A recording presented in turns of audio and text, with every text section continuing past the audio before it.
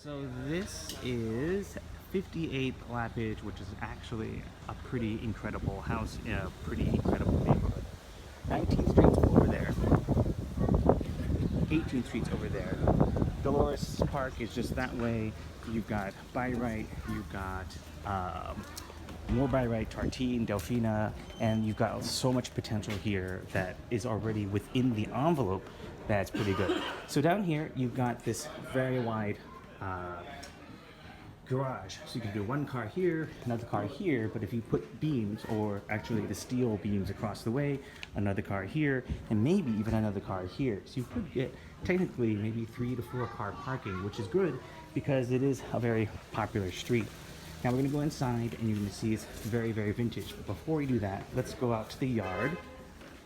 So, the yard here is actually pretty deep and it's pretty big. And importantly, when we think about wanting to expand the house, which is actually not a necessity in my opinion here, you take the average of this neighbor and that neighbor. Now this neighbor is less than half the width, the depth is half the width, so you have to come back and average it. Somehow the figures work out to about 15 feet, let's say about here. So you could fill this in, but when you guys come in with us, you'll see that it's probably not necessary because the house is surprisingly big and it's just pretty incredible actually. So let's take a look over here.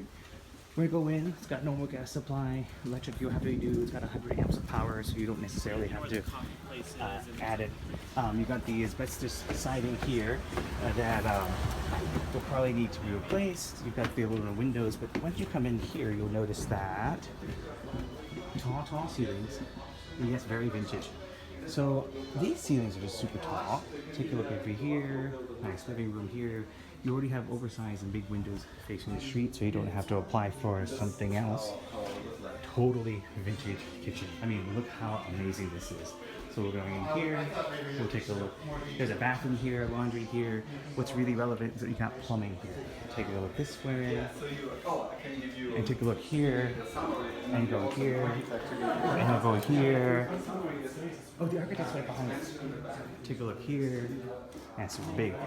So, let's go outside here. Closet here, so you can take that back.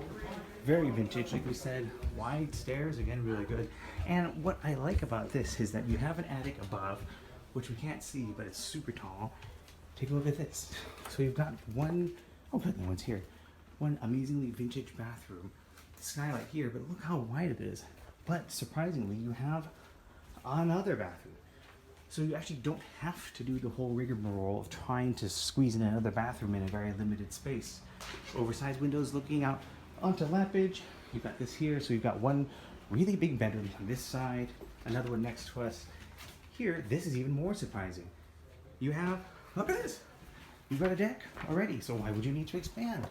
Your neighbors across the way, over on Oakwood, or condos that we saw when I first started working at Vanguard. Let's take a look here.